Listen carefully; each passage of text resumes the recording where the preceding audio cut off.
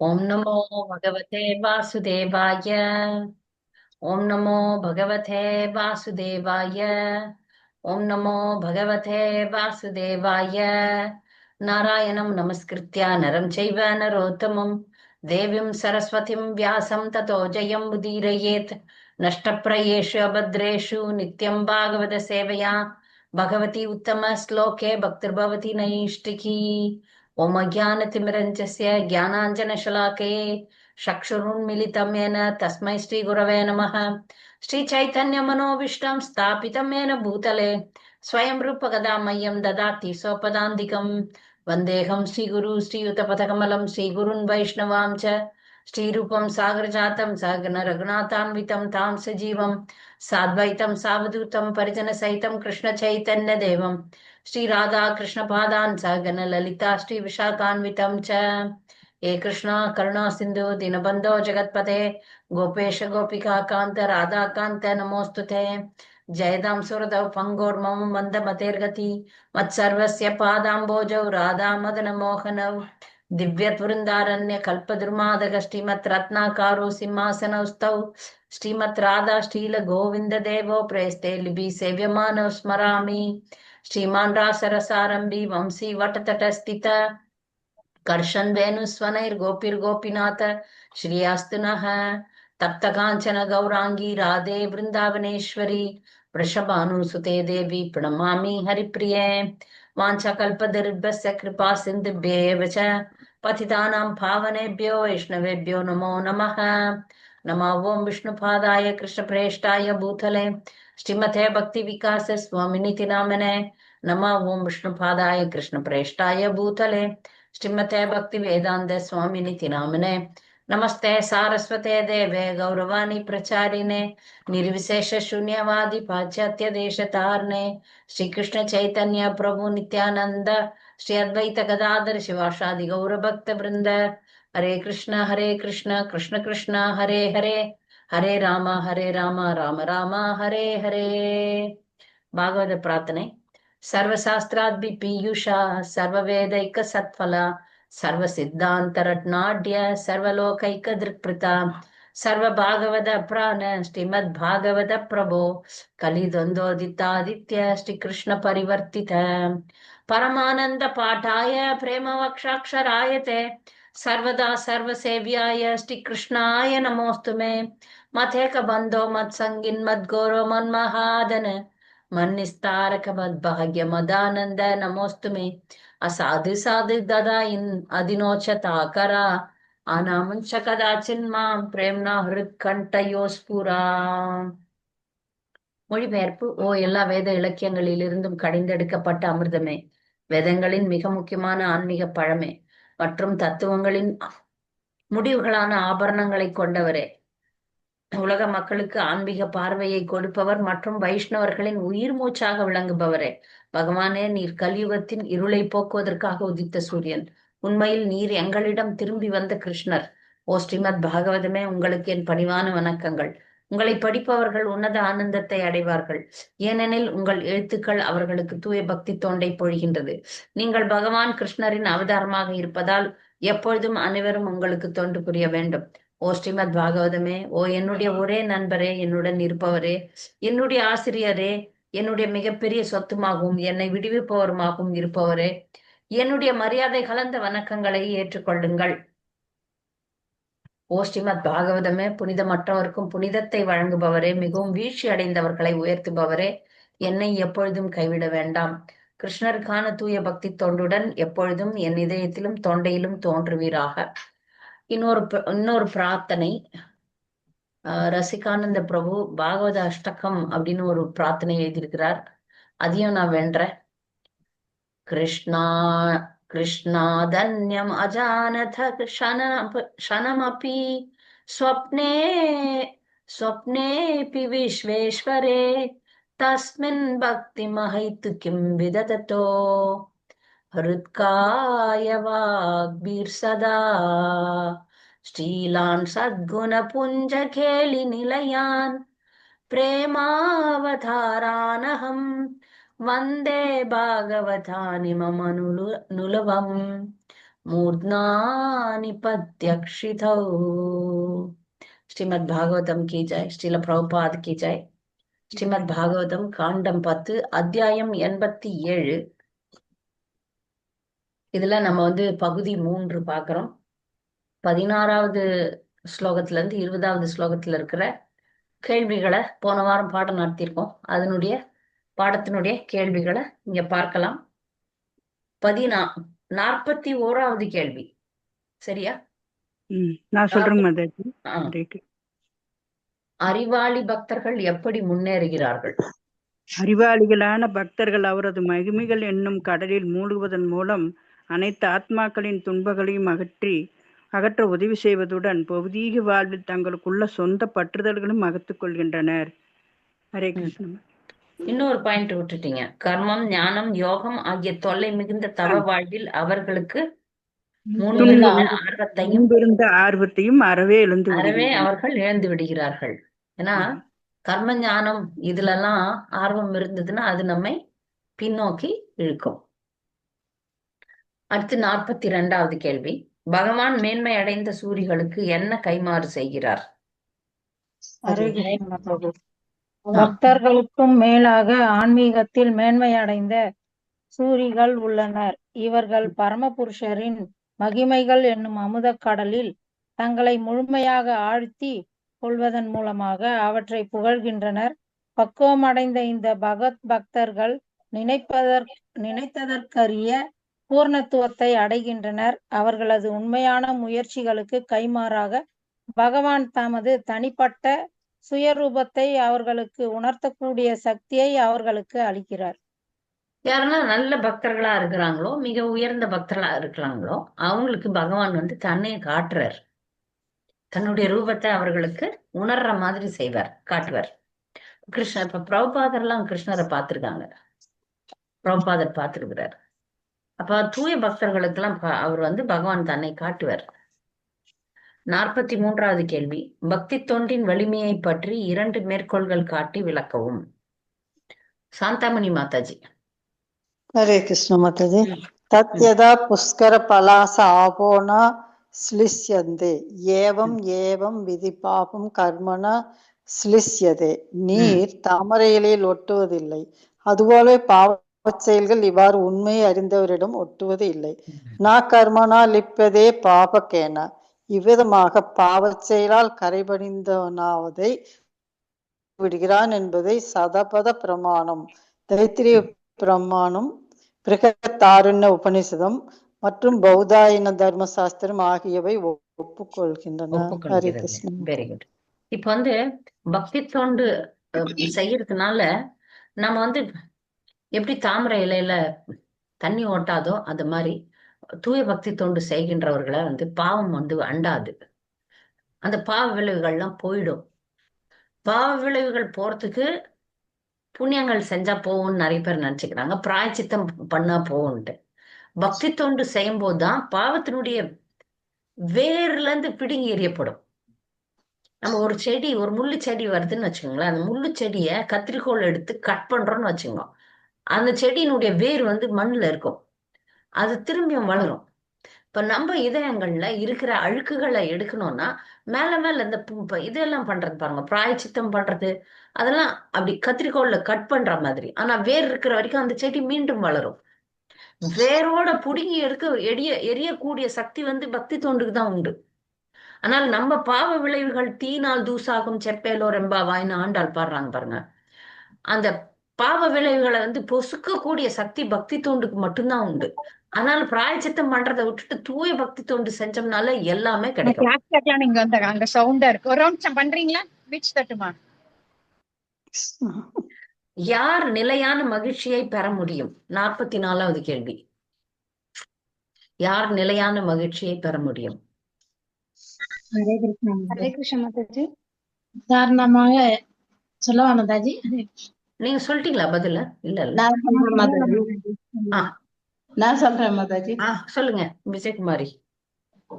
ரிக்வேதம் 1:54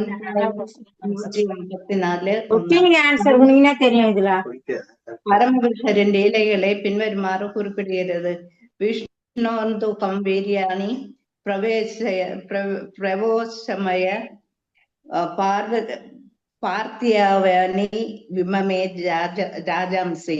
உலகில் உள்ள தூசுக்களை எல்லாம் எண்ணி பார்க்க முடிந்தவனால் மட்டுமே பகவான் விஷ்ணுவின் வீர தீர செயல்களை முழுமையாக எடுத்து கூற முடியும். ஹரே கிருஷ்ணா. அது நான் கேட்கலையே, அதான் நான் கேட்டேன். கேட்கல மாதாஜி. நிலையான மகிழ்ச்சி. உதாரணமாக அதுக்கு அடுத்த வரியில இருந்து ஆமா இருங்க, யாராவது ஒருத்தர் தான் பதில் சொல்லணும், எல்லாரும் பேசாதீங்க. நான் சொல்றவங்க பதில் சொல்லுங்க. ரிபுஹரா மாலினி மாதாஜி. ஹரே கிருஷ்ண மாதாஜி. ம். பல சுருதி மந்திரங்கள் பகவானோட பக்தி தொண்டை புகழுது. உதாரணமா ஏகோவசி சர்வகோ அனுபஜந்தி தீராஸ் தேஷாம் சுகம் சாஸ்வதம் நேத்தரேஷாம். அவர் பகவான் ஒருத்தர் தான் எல்லா இடத்துலயும் வியாபிச்சிருக்கிறாரு, அனைத்தையும் ஆள்புறார். அவரை வழிபாடும் நல்லாட்கள் மட்டுமே நிலையான மகிழ்ச்சியை பெற முடியும், வேற ஒருத்தருங்க. பகவானை யாரு உண்மையா வழிபடுறாங்க அவங்களுக்கு தான் மகிழ்ச்சி கெட்டும். உண்மையா வழிபாடுல நம்ம அந்த பாதையில இருக்கிறோம்னா கூட மகிழ்ச்சி வராது. பூர்ணத்துவம் அடையும் போதுதான் எப்பொழுதும் சச்சிதானந்துக்கு போக முடியும். அதையும் புரிஞ்சுக்கணும். நம்ம பக்தி செய்யறோமே மகிழ்ச்சியா இல்லையே அப்படின்னு ஒரு எண்ணம் வரலாம். பூர்ணத்துவத்துலதான் எல்லா விஷயங்களினுடைய ஞானம் போகும்போது தான் நமக்கு உண்மையான மகிழ்ச்சி கிடைக்கும். அது நல்லா புரிஞ்சுக்கணும். உலகத்தை பற்றியும் உலகத்தினுடைய தத்துவங்களை பற்றியும் நல்ல ஞானம் வரும்போது எந்த விஷயத்துக்கான கவலையும் இருக்காது. அது வரைக்கும் அது இருக்கும். சரியா? 45வது கேள்வி. யார் ஆன்மீக தற்கொலை புரிந்தவன் ஆகிறான்? அவன் எங்கு பிரவேசிக்கிறான்? ஹரே கிருஷ்ணா. பந்தப்பட்ட ஆத்மாவுக்கு கிடைக்கும் அதிர்ஷ்டமுள்ள ஒரு வாய்ப்பு ஜெயசுத்ரா மாதாஜி சொல்லுங்க. பந்தப்பட்ட ஆத்மாவுக்கு கிடைக்கும் அதிர்ஷ்டமுள்ள ஒரு வாய்ப்பு மானிட வாழ்வனும் பரிசாகும். ஆனால் தன் இறைவனிடமிருந்து வேறுபக்க மூலம் ஒரு ஜீவராசி ஆன்மீக தற்கொலை அதான் புரிந்தவராக இருந்து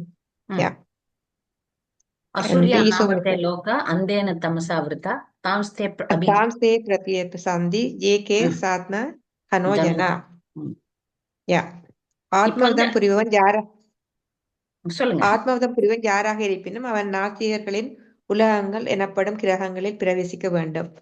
அவை இருளடைந்ததாகவும் அறியாமல் நிறைந்தவையும் ஆகும். அர்ஷியா என்பது வாசிக்கவும் அது தொடர்ந்து அசுர்ஜியா என்பது அசுரர்களால் அடையப்பட வேண்டியது என்று பொருள்படும். பரமேஸ்வரான விஷ்ணுவிடம் பக்தியற்றவர்கள் அசுரர்கள் ஆவார்கள். இவ்விளக்கம் அக்கிபுராணத்தில் குறிப்பிடப்படும்.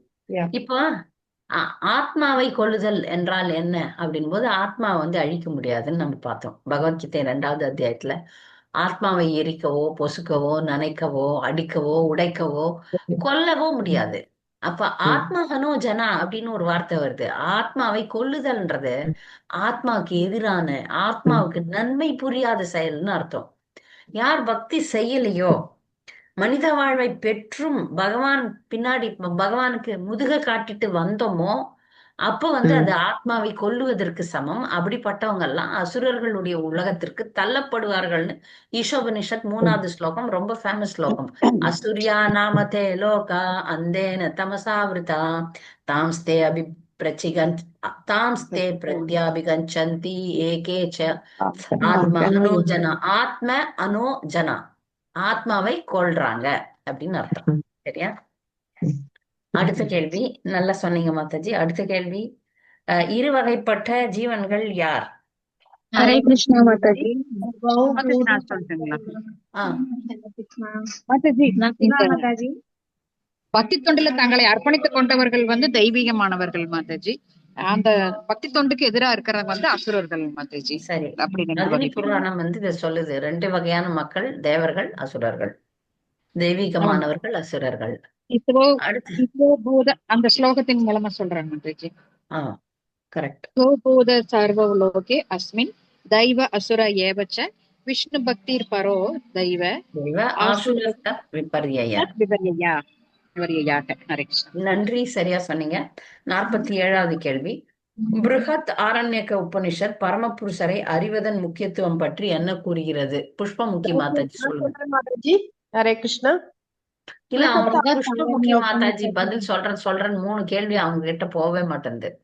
சொல்லுங்க. ஹரே கிருஷ்ணா. ஆரண்ய பிரகதாரண்ய உபநிஷத் பின்வருமாறு 4.4.15 பின்வருமாறு குறிப்பிடுகிறது. நாச்சேத் அவேதீன் மகதி வினஷ்டி ஏ தத்வி துர் அமிர்தாஸ்தே பவந்தி அதேதரே துர்க்கம் ஏவோ பயந்தி. ஒருவன் பரமபுருஷரை அறியவில்லை என்றால் அவன் பூரண அழிவை எதிர்நோக்க வேண்டியிருக்கும். பரமனை அறிந்துணர்பவர் அழிவற்றவர்களாகின்றனர். மற்றவர்களோ துன்புறுவதை தவிர வேறு வழி இல்லை. அறியாமையால் உண்டான துன்பத்திலிருந்து விடுபட ஒருவன் தன் கிருஷ்ண உணர்வை விழிப்புற செய்து கொள்ள வேண்டும். ஆனால் இப்படி செய்யும் முறையே கடினமானது இருந்தது. இதை பகவான் ஸ்ரீ அவ்வளவுதான் கிருஷ்ணரும் அவ்வளவுதான் கேட்டேன். கடிதம் பிருகத் ஆரண்யக உபனிஷத் என்ன சொல்லுதுன்னு கேட்டேன். அதை நீங்க சொல்லிட்டீங்க. யாரெல்லாம் பகவானை அறியவில்லையோ அவங்க வந்து பூர்ண அழிவை எதிர்கொள்ள வேண்டி இருக்கும். இந்த உலகத்துல அழிவை நோக்கிதான் பயணிக்க வேண்டும். 48வது கேள்வி. யந்திர ஆருடனி மாயையா. சிறு குறிப்பு வரைக. ஹரே கிருஷ்ண மாதாஜி. சாரதா பாவினி மாத்த சொல்லுங்க.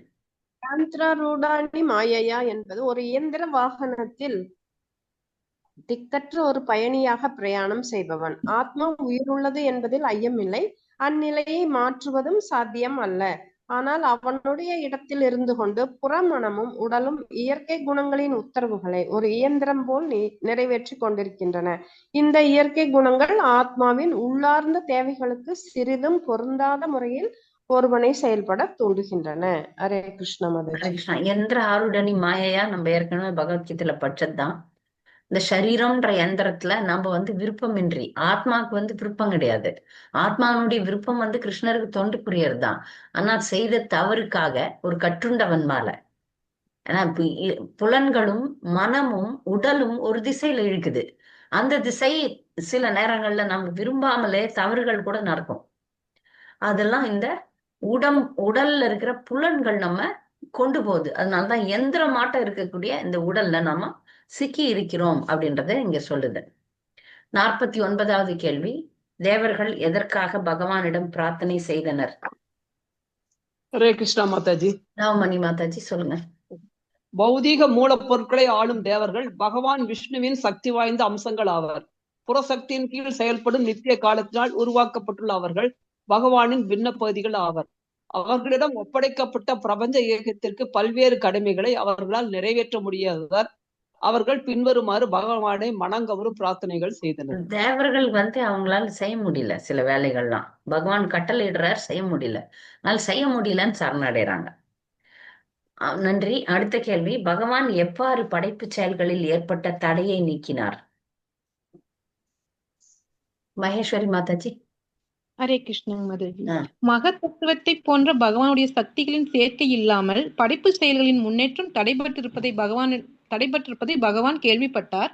சர்வசக்தி படைத்த பகவான் பிறகு வெவ்வேறு மூலப்பொருட்களை ஒன்று சேர்க்கும் தமது புறசக்தியான காளி தேவியுடன் ஒரே சமயத்தில் 23 மூலப்பொருட்களிலும் புகுந்தார்.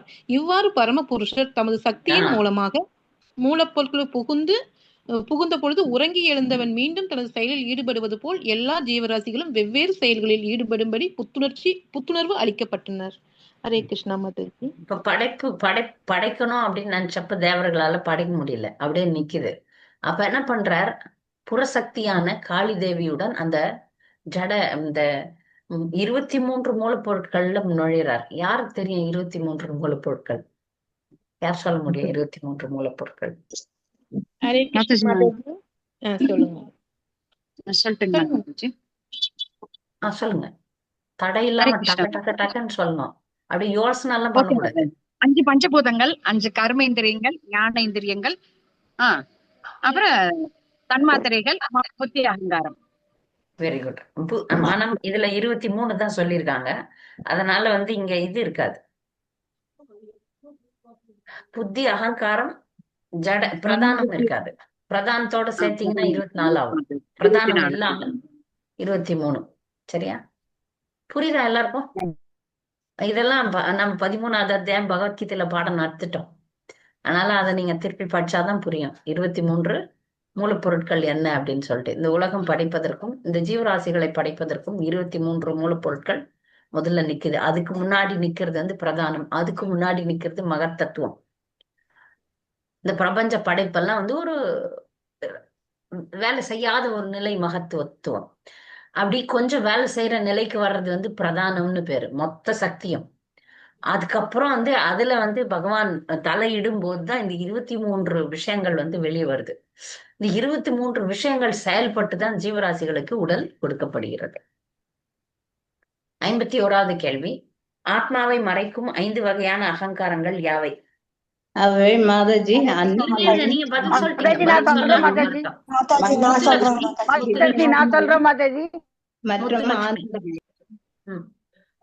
ஹரே கிருஷ்ணா மாதாஜி நான் சொல் 5 வகையான அகங்காரங்கள் அன்னமயம், பிராணமயம், மனோமயம், விஞ்ஞானமயம் மற்றும் ஆனந்தமயம். ம். அப்படின்னா என்னன்னு சொல்லிடணும். அன்னமயம்னா ஓ, ஆ? போன வாரம் பாடம் நடத்தினேன். ஓ அந்த மாதிரி அன்னமயம்னா என்ன? சொல்லணுமா மாதாஜி? சுருக்கமா சொல்லணும். நீங்க எப்படி புரிஞ்சுக்கிட்டீங்களோ அப்படி சொல்லலாம். அன்னமயம்ன்றது என்ன? அன்னமயம்ங்கிறது ஹரே கிருஷ்ணா மாதாஜி. சொல்லிட்டீங்களா மாதாஜி? இருங்க அவங்க அன்ன- ட்ரை பண்றாங்க. ஓ சரி மாதாஜி. ஓ, முத்துலட்சுமி நீங்க ட்ரை பண்றீங்களா? அது ஆமா மாதாஜி நான் அதை எழுதல அப்படி. ஏதுல இப்ப அன்னமயம்னு சொல்றோம்ல, அன்னமயம்னா என்னன்னு சொல்லணும். நீங்க சொல்லுங்க மகேஸ்வரி. அன்னமயம் என்ற அன்னமயம் வந்து அன்னம் என்றால் உணவு. அப்படி ஸ்பெகுலேட் பண்ணாதீங்க, புரிஞ்சு பேசணும். மகேஸ்வரி சொல்லிட்டோம், அப்புறம் பார்க்கலாம். அன்னமயம் என்பது மகேஸ்வரி சொல்லுங்க. வாழ்வின் சரி ஹரே மாதாஜி. கிருஷ்ணா. ஒரு ஜீவன் வந்து வாழ்வின் ஆரம்பத்தில் ஒருவனது உணர்வு வந்து உணவில் மட்டுமே லட்சியமாக இருப்பது அன்னமயம். அடுத்து தன் வாழ்வில் எந்தவித பாதிப்பும் இல்லாம மகிழ்ச்சியாக இருந்துட்டே போயிடணும்னு நினைக்கிறது பிராணமயம். உயிர் வாழ்ந்தா போதும்னு நினைக்கிறதுங்க மாதாஜி. 3வது மனோமயம் அப்படிங்கிறது பொருளாதார முன்னேற்றமும் கவலைகளை ஒழித்துட்டு அழிவுக்கு எதிராக செயல்படுவது மனோமயமா இருக்கின்றது. 4வது நான் இந்த உடல் அல்ல ஆத்மா என்கிற தளத்துக்கு போவது விஞ்ஞானமயமாக இருக்கின்றது. 5வது வந்து ஆத்மாவையும் தாண்டி பரமாத்மாவை உணர்ந்து பக்தி தொண்டு செய்து தன்னை உணர்ந்து உண்மையான ஆனந்தத்தை அடைவது ஆனந்தமயமாக மாறுது மாதாஜி. சரியா சொன்னீங்க. ஹரே கிருஷ்ணா. ஒரு ஒரு ஒரு மனிதனோ ஒரு ஜீவராசிகள்லாம் வந்து அன்னமயம் பிராணமயத்தை தாண்டி போறது கிடையாது. மனோமயத்துக்கு கூட வராது. மிருகங்கள்லாம் மனசு கூட இருக்குதா இல்லையான்னு தெரியாது மிருகங்களுக்கு. முதல்ல வந்து எனக்கு சாப்பாடு தான் பிரதானம்னு ஜீவராசிகள் இருக்கிறாங்க. அது அன்னமயம், ஒரு கோஷம், அது ஒரு கவரிங். நம்ம ஆத்மாவை சூழ்ந்திருக்கிற ஒரு கோஷம்னா கவரிங்னு அர்த்தம், மூடி இருக்கு. முதல்ல சாப்பாடு தான். அடுத்தது பிராணன், என் உயிரை காப்பாத்திக்கணும் அப்படின்னு நினைக்கிற நிலை பிராணமயம். அடுத்து வந்து என் சுகபோகங்களை பார்த்துக்கணும், எண்ணுதல், உணர்தல், விரும்புதல். அது கொஞ்சம் மனசு வந்துடுது, இதை வேணும் அது வேணும் அப்படின்னு நினைக்கிறது, அது வந்து மனோமயம். இது 3மே பௌதிக நிலை தான், இந்த உடலே எல்லாம் அப்படின்னு நினைக்கிற நிலை. அடுத்துதான் நான் இந்த உடல் அல்ல அப்படின்றது ஞானமயம். நான் இந்த உடல் அல்ல, உடல் வேறு ஆத்மா வேறுன்னு ஒரு புரிதலுக்கு வர்றது, அது ஞானமயம். அதுக்கும் மேல விஞ்ஞானமயம். நான் யார், கடவுள் யார், கடவுளை அடைவதற்கு நான் என்ன செய்யணும் அப்படின்னு நினைச்சு அந்த முயற்சியில ஈடுபட்டு முன்னேற்றம் காணும் போது ஆனந்தமயம் வரும். அதான் உண்மையான ஆனந்த நிலை அப்படின்ற. இது 5 நிலைகள்ல ஜீவராசி இருக்கிறான். இது நீங்க வந்து பகவத்கீதையில இது வருது. அதனால அன்னமயம், பிராணமயம், மனோமயம், விஞ்ஞானமயம், 13வது சாப்டர்ல ஆனந்தமயம். இருக்கு மாதாஜி. இத வந்து எத்தனாவது? 13 13வது அனுபவிப்போம்னு உணர்வோம். அதுல வந்து 12வது 11வது ஸ்லோகம் மாதாஜி. ஸ்லோகத்துல வருது. இப்ப இத வந்து நம்ம எப்படி ஒரு ஜீவன் படிப்படியா முன்னேறுது, 5 நிலைகள்னு கூட சொல்லிக்கலாம். ஜீவனை சுற்றி இருக்கிற கோஷங்கள் அப்படின்னு சொல்லலாம். சரியா? 52வது கேள்வி, அவசேஷம் என்றால் என்ன? அவசேஷம் என்றால் என்ன? மங்களமை மதுமதி மாதாஜி. ஹரே கிருஷ்ண மாதாஜி. அவசேஷம் என்றால் என்ன? பரமாத்மாவானவர் எப்பொழுதும் அன்னமயம் முதலியவற்றின் ஸ்தூல மற்றும் சூட்ச்ம தோற்றங்களுக்கு மேற்பட்டவர் ஆவார். சத் அசத் பரம். அவர் எல்லா செயல்களுக்கும் அனுமதிகளுக்கும் சாட்சியாக அவைகளுக்கு இடையில் பிரவேசித்தாலும் அவற்றுக்கு மேற்பட்டவராக உள்ளார். ஒரு விதத்தில் பரமாத்மா சிருஷ்டி பொருளுடன் ஒன்றுபட்டவராவார். ஆனால் அவரது மூல சொரூபத்தில் அவர் எப்பொழுதும் வேறுபட்டவராகவே உள்ளார். இந்த சொரூபத்தில் அவர் 5 கோஷங்களில் கடைசியான ஆனந்தமயம் மட்டுமே ஆவார். எனவே தான் அவரை ஸ்ருதிகள் இங்கு எஞ்சியுள்ள சாராம்சம் அவசேஷம் என்று அழைக்கின்றன. ஹரே கிருஷ்ணா, நல்லா சொன்னீங்க. அவசேஷம்ன்றது எஞ்சி உள்ள சாராம்சம் அப்படின்னா இந்த உலகத்துல இருக்கிற எல்லாமே பௌதிகம் ஜீவராசிகள் எல்லாம் முடிஞ்சு போச்சுன்னா கூட எப்பவுமே இருக்கிறவர் யாரு? அவசேஷம் எப்பவுமே இருக்கிறவர் யாருன்னா கடவுள் தான். முழுமுதற் கடவுளாகிய கிருஷ்ணர் தான். எல்லாமே முடிஞ்சு போச்சு. இருக்கிறது எங்க போய் எல்லாமே போய் எங்க ஐக்கியமாகும்? பகவானுடைய திருவயிற்று முடியும். உலகம் படைக்கப்படும், பிறகு உலகம் அழிக்கப்படும். அந்த அழிக்கப்படும் போது பகவானுடைய திருவயிற்றில் ஒடுங்கும், எல்லாமே ஒடுங்கும். அப்ப அது மிஞ்சி இருக்கும் பொருள் யாது? எப்பொழுதும் இருக்கும் இருப்பவர் யார் அப்படின்னும் போது அவசேஷம்னு சொல்லப்படுகிற பகவான் தான். 53வது கேள்வி, ஜீவன்களின் 3 நிலைகள் யாவை? ஜீவராசி 3 நிலையில இருக்கு. சாந்தமணி மாதாஜி. ஹரே கிருஷ்ணி. அன்னமயம், பிராணமயம், மனோமயங்களா?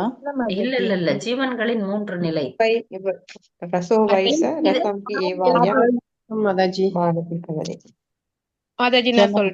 விழிப்பு நிலை, கனவு நிலை, ஆழ்ந்த உறக்கம். மாதாஜி விழிப்பு, கனவு, ஆழ்ந்த உறக்கம்.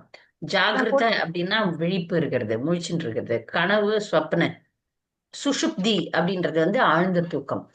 சரியா? அடுத்த கேள்வி 54வது கேள்வி, பொருள் கூறுக. ரசோவை சக. ரசோவை சக. பதில் சொல்லாதவங்க வாங்க. இங்க இருக்கிறவங்க எல்லாரும் பதில் சொல்லியிருக்கீங்க. பதில் சொல்லாதவங்க. மணி. மணி. விமலாங்கி பத்மா மாதாஜி. ஹரே கிருஷ்ண. ரசோவைசா என்ற வாக்கியம் பகவான் ஸ்ரீ கிருஷ்ணரை எல்லையின்றி பெருகும் உன்னத ஆனந்தத்தின் சொரூபம். சர்வ பிருகத் ஆனந்த என்று குறிப்பிடுகிறது. அவ்வளவுதான். எல்லையின்றி பெருகும் உன்னத ஆனந்தத்தின் சொரூபம் அப்படின்னு நம்ம அறிகிறோம். நன்றி. அடுத்த கேள்வி, ஸ்ரீதர சுவாமி யாரை துருத்திகளைப் போல் சுவாசித்து பயனற்ற வாழ்வை வாழ்பவர்கள் என்று கூறுகிறார்? ஹரே கிருஷ்ணா மாதாஜி. சிந்து. மனிதர்களாதான் மாதாஜி சொல்றாங்க. அவங்க வந்து பகவானை பற்றி செயல்களையும் அவங்க சேவையிலையும் ஈடுபடாதவங்கள அந்த மாதிரி திருத்திகளை போல வாழ்றாங்க அப்படின்னு சொல்றாங்க மாதாஜி. Very good. பக்தி செய்யாதவங்களை வந்து துருத்திகளை போல இருப்பவர்கள் அப்படின்னு சொல்றாரு. அடுத்த கேள்வி 56வது கேள்வி, பக்குவமற்ற யோகிகள் எங்கு மனதை குவிக்கின்றன? மாதாஜி நான் சொல்லவா மாதாஜி? சொல்லுங்க. பக்குவமற்ற தியானி உயிர் சக்தியின் கீழ் மையங்களை வந்து மூலாதார சக்கரமாக, அதாவது முதுகெலும்பின் அடிப்பகுதியாக, எல்லா அதாவது சுவாதிஷ்டான சக்கரம், நாபி பிரதேசம் அல்லது மணிப்புர சக்கரம், வயிற்று பகுதி அதுல ஏதேனும் ஒன்றுல வந்து பரமாத்மாவின் 2ஆம் பட்ச இருப்பின் போது வந்து மனதை குறிக்கிறாங்க மனதை. மூலாதார சக்கரம், சுவாதிஷ்டான சக்கரம், மணிப்புர சக்கரத்துல தான் பக்குவமற்ற யோகிகள் மனசை குவிக்கிறாங்க. அடுத்த கேள்வி 57வது கேள்வி, ஜீவராசிகளின் உடல்களில் உணவை செரிக்க செய்பவர் யார்? ஹரே கிருஷ்ணா மாதாஜி. சொல்லுங்க. நான் எல்லா ஜீவராசிகளின் உடல்களிலும் உள்ள செரிக்க செய்யும் நெருப்பாவே. பகவான் தான் மாதாஜி நெருப்பு. அந்த நெருப்பு பேர் யாருக்குன்னா தெரியுமா? நெருப்பு வைஸ்வானர். வைஸ்வானவரும் இல்ல. அந்த நெருப்புக்கு ஜடர் அக்னின்னு பேரு. நான் சொல்லி தந்தேன் போன வாரம். சில பேர் வந்து இப்ப சாப்பிடறதுக்கு முன்னாடி இந்த ஸ்லோகத்தை சொல்லிட்டு சாப்பிடுறாங்க. நம்ம மகாபிரசாதே கோவிந்த சொல்றோம்ல, அந்த மாதிரி சில வைஷ்ணவர்கள், ஸ்ரீ வைஷ்ணவர்கள் இந்த ஸ்லோகத்தை சொல்லுவாங்க. அகம் வைஸ்வானவரோ பூத்வா பிராணி நாம் தேகம் ஆச்சிரித்த பிராணபான சமாயுக்த பச்சாமி அன்னம் சதுர்விதம். இந்த சொல்லிட்டு சாப்பிட்டா நல்ல உணவு ஜீரணமாகும். ஏன்னா கடவுள் அங்க இருக்கிறார் அப்படின்றத உணர்ந்து நம்ம சாப்பிடும் போது ஜீரணமாகும், வயிற்று பிரச்சனைகள்லாம் சரியாகும்னு சில இடத்துல படிச்சிருக்கேன் நான். 58வது கேள்வி, ஜகதக்னி முனிவர் ஒருத்தர் இருக்கிறார்ல மாதாஜி? ஜகதக்னி முனிவர் ஒருத்தர் இருக்கிறார்களா மாதாஜி? முனிவர் ஜகதாக்னி. அவரோட பேர் அதான் மாதாஜி. சரி. இல்ல அவருடைய பேர் தெரியல. இந்த அக்னிக்கு பேர் ஜடர் அக்னி. வயிற்றுல ஒரு அக்னி இருக்கு, ஒரு சூடு இருக்கு. ஒரு அமிலம் கூட சொல்லலாம். ஒரு அமிலம் இருக்கு. அது இல்லைன்னா நம்மளால ஜீரணம் பண்ண முடியாது சாப்பாட்டை. அது நெருப்பு மாதிரி. அதனாலதான் சாப்பிடும் போது தண்ணி குடிக்க கூடாது. நெருப்பு அணைச்சிரும். சாப்பிடறதுக்கு முன்னாடி 1/2 மணி நேரம், சாப்பிடறதுக்கு பின்னாடி 1/2 மணி நேரம் நீங்க வந்து தண்ணி குடிக்க கூடாது. நிறைய இடத்துல சாப்பிடும் போது தண்ணி வைப்பாங்க. நான் அந்த தண்ணி வைக்கிறதே மறந்துட்டேன். ஏன்னா நான் குடிக்கிறது இல்ல. அது பழகணும், ரொம்ப கஷ்டம் அது. அது பழகணும். சாப்பிட்றதுக்கு முன்னாடி 1/2 மணி நேரம், சாப்பிட்றதுக்கு பின்னாடி 1/2 மணி நேரம் தண்ணியே குடிக்கக்கூடாது. நான் உள்ள இருக்கிற ஜடர் அக்னி வந்து இப்போ நெருப்புல தண்ணி ஊத்துனா தண்ணி நெருப்பு அணைஞ்சிரும். அப்புறம் அது வேலை செய்ய முடியாது இல்ல, அந்த மாதிரி. அதனால சாப்பிடும்போது தண்ணி குடிக்காம இருக்கிறது நல்லது. அப்படியும் வேணும் தண்ணி மாதிரி எதனா வேணும்னா ஜூஸ், சூப்பு அதெல்லாம் குடிக்கலாம். தண்ணி வந்து லிட்டரலா போய் அந்த நெருப்பு அணைச்சிடுது. ஆனா மத்ததெல்லாம் அப்படி பண்ணாது. அதனால உங்களுக்கு அப்படியே எதனா சூப் குடிக்கலாம், இல்ல ஜூஸ் மாதிரி எதனா குடிக்கலாம். தண்ணி குடிக்கவே கூடாது. கூர்ப்ப திருஷ என்றால் என்ன? கூர்ப்ப திருஷ என்றால் என்ன? பதில் சொல்லாத விஷ்ணு பிரியா மாதாஜி. ஹரே கிருஷ்ணா மாதாஜி. ஆ, புழுதியால் மறைக்கப்பட்ட கண்களை உடையவர்கள் என்பது இதன் நேர்பொருளாகும். ஆ. புழுதியால் மறைக்கப்பட்ட கண்களை உடையவர்கள் பகவானின் 2ஆம் பட்சமான இருப்பை மட்டுமே தியானிக்கிறவங்க. இதெல்லாம் இப்ப பாருங்க, பகவான் எங்க உண்மையா இருக்கிறாருன்னா இதயத்துல. எல்லா இடத்துலயும் இருந்தாலும் அவர் இந்த கட்ட விரல் அளவு இருக்கிறது இதயத்துல. அதனால தியானம் வந்து இதயத்துல இருக்கிற பரமாத்மாவை பண்ணணும். அந்த பக்குவமற்ற யோகிகள்லாம் வயிற்றுல இருந்து அவங்க தியானத்தை ஆரம்பிக்கிறாங்க. அதனால அவங்கள வந்து புழுதியால் மறைக்கப்பட்ட கண்களை உடையவர்கள்னு சொல்லப்படுறாங்க. 59வது கேள்வி இப்ப சொல்லுங்க சந்திராதேவி மாதாஜி. ஆருணிகள் யாரை வழிபடுகின்றனர்? ஆருணிகள் யாரை வழிபடுகின்றனர்? அதாவது ஆரணிகள் வந்து முன்னேற்றமான யோகிகள் மாதாஜி. அவங்க வந்து பரமாத்மாவே வழிபடுகின்றனர். பரமாத்மா ஜீவர்களுக்கு அறிவு சக்தி அளித்து எல்லாவிலும் அனுபவபூர்வமான புத்தியை கொடுக்கறதுனால அவங்கள வழிபடுறாங்க மாதாஜி. நல்லா சொன்னீங்க. ஆருணிகள் வந்து இதயத்துல இருக்கிற பரமாத்மாவை வழிபடுகிறார்கள். அடுத்த கேள்வி 60வது கேள்வி. மரண பயத்தை எப்படி போக்கலாம்? ஹரே கிருஷ்ணா மாதாஜி. ம் ஹரே கிருஷ்ணா மாதாஜி. சொல்லுங்க. சொல்லட்டா? சொல்லுங்க. இதயத்தில் உறையூரான பரம புருஷரை நாம் வழிபடுவோம். சிறந்த முனிவர்களால் ஸ்தாபிக்கப்பட்ட வழிமுறைகளுக்கு ஏற்ப வயிற்று பகுதியிலும் உடலின் மற்ற பகுதியிலும் உள்ள பகவானின் அம்சத்தை தியானித்துக் கொண்டு இறக்கக்கூடிய ஜீவன்கள் அவரையே நினைக்கும் பொழுது பகவான் அவர்களது மரண பயத்தை முற்றிலும் அழித்து விடுகிறார். எப்ப பகவான வந்து உடல்ல இருக்கிற ஒரு இடத்துலயும் முக்கியமா இதயத்துல வந்து அவரை தீவிரமா தியானிக்கும் போது நமக்கு மரண பயத்தை பகவான் எடுத்துருவார். எப்படி எடுப்பாருன்னா, அவர் வந்து இப்ப சாகும்போது வந்து சில பேர் ரொம்ப கஷ்டப்படுவாங்க. ஏன்னா பயங்கரமான தோற்றங்கள் வரும், ரொம்ப வலி இருக்கும். ஆனால் இப்ப யார் நல்ல தூய நல்ல பக்தி பண்ணி உயிரை விடுறாங்கன்னா, அப்ப வந்து அவங்களுக்கு வந்து உயர்ந்த நிலையில இருக்கக்கூடிய பக்தர்களுக்கு பகவானே வருவார். அடுத்த நிலை பக்தர்களுக்கு விஷ்ணு தூதர்கள் வருவாங்க. அதுக்கு அடுத்த நிலையில இருக்கிறவங்களுக்கு வந்து அம்மாவாட்டம், அப்பாவாட்டம், ரொம்ப நெருங்கிய உறவினர்கள் ஆகட்டும், நண்பர்கள் ஆகட்டும், யாராவது வந்து வாங்க வெளியே போலாம் அப்படின்னு சொல்ற மாதிரி சாவு இருக்குமா. அந்த சாவு துன்பத்தை தராது. இப்ப யாராவது வாங்க நம்ம ஒரு திருமணத்துக்கு போலாம், வாங்க திருவிழாவுக்கு போகலாம் அப்படின் போது நம்ம சந்தோஷமா போவோம்ல, அந்த மாதிரி போயிடுவோமா. அது நல்லவங்களுக்கு. பக்தர்களுக்கு எப்படியும் விஷ்ணு தூதர்கள் தான் வருவாங்க. அதுக்கும் மேல தூய பக்தர்களுக்கு கிருஷ்ணரே வருவார். அடுத்த கேள்வி, ஜட உடல்களில் பிரவேசிக்கும் பரமாத்மாவை பற்றி அருவவாத விமர்சகர் என்ன கேள்வி கேட்க கூடும்? இது ஒரு அருமையான கேள்வி. எப்படி கேட்கலாம்? அருவவாதிகள்லாம் என்ன கேள்வி கேட்கலாம்னு கேட்டிருக்கேன். அது அங்கேயே இருக்கு. ஹரே கிருஷ்ணா மாதாஜி. சொல்லுங்க. எண்ணற்ற உடல்களை ஜட உடல்களால் பரமாத்மா பிரவேசிப்பதாக ஸ்ருதிகள் விவரிப்பதை கேட்டு விமர்சகர் ஒருவர், பரமன் எல்லைக்குட்பட்டவர் ஆகாமல் அவரால் எப்படி இதை செய்ய முடியும் என்று கேள்வி கேட்க கூடும். இப்ப பாருங்க, என்ன கருத்துன்றது வந்து எல்லாருடைய இதயத்திலையும் பரமாத்மா இருக்கிறார். எல்லைக்கே உட்படாத பகவான் எப்படி வந்து ஒரு உடல்ல இருக்கும்போது ஒரு எல்லைக்கு உட்படுறாருல அப்படின்னு கேக்குறாங்க. அதுக்கு பொருள் அப்படி கிடையாது. பரமாத்மா இதயத்துல இருக்கிறதுனால அவர் எல்லைக்கு உட்பட்டவர் ஆக முடியாது. அவர் இதயத்துல உள்ளவும் இருப்பார், வெளியே இருப்பார். இதோ நரசிம்மோ பரத்தோ நரசிம்மோ, பகீர் நரசிம்மோ, ஹிருதய நரசிம்மோ, நரசிம்மம் மதியம் சரணம் பிரபத்தே, எல்லா இடத்துலயும் இருப்பாரு. அவர் உள்ள இருப்பார், வெளியும் இருப்பாரு. அதனால அவர் கட்டுப்பட்டவர் கிடையாது. கட்டுப்பட்டது அந்த ஒரு குறிப்பிட்ட ஜீவாத்மா தான். அந்த மாதிரி அருவவாதிகள் கேள்வி கேட்கறாங்க. 62வது கேள்வி, சிருஷ்டி என்றால் என்ன? இருங்க சரி சொல்லுங்க. அதாவது சிருஷ்டிக்கு முறையானது வந்து வெளித்தோன்றும்படி அதாவது பரமபுருஷன் வந்து பல வகைப்பட்ட சக்திகளை வந்து வெளித்தோன்றும்படி செய்கிறாரு மாதாஜி. அதனால சிருஷ்டின்னு சொல்றாங்க சிருஷ்டி மாதாஜி. என்று சொல்லப்படுகிறது. இருக்கிற பொருளையே வெளி தோன்ற மாதிரி பண்றதுதான் சிருஷ்டி. 63வது கேள்வி, அச்சிந்திய பேதா பேத தத்துவத்தை விளக்குக. ஹரே இது ரொம்ப கிருஷ்ண மாதாஜி. முக்கியம் நமக்கு. ஹரே கிருஷ்ணன். ஹரே ஹரே இருங்க அபித்ய இருங்க இருங்க அசிந்திய மாதாஜி, யாராவது பதில் சொல்லாதவங்க வரட்டுமே. சரி. பதில் சொல்லாதவங்க யாராவது தெரியுறீங்களான்னு பார்க்கலாம். அச்சிந்திய பேதா பேத தத்துவம். விமலாங்கி மாதாஜி, ஹரே கிருஷ்ண விமலாங்கி மாதாஜி. பத்மா சொல்லுங்க. சிருஷ்டிக்கும் அதாவது சிருஷ்டிக்கும் சக்தி அவருடன் ஒன்றுபட்டுள்ள அதே சமயம் அவரிலிருந்து வேறுபட்டவையாகவும் உள்ளன. இவ்வுண்மை அசிந்திய பேதா பேதம் என்ற உண்மையான வேத தத்துவத்தில் விவரிக்கப்படுகிறது. சரி, நீங்க வந்து அச்சிந்திய பேதா பேத தத்துவத்தை எப்படி புரிஞ்சுக்கினீங்களோ அதை சொல்லணும். இந்த புக்ல இருக்கிறத அப்படியே படிக்கிறது ஒரு பதில் தான், சரியான பதில் தான் சொல்லியிருக்கேன். பகவான் வந்து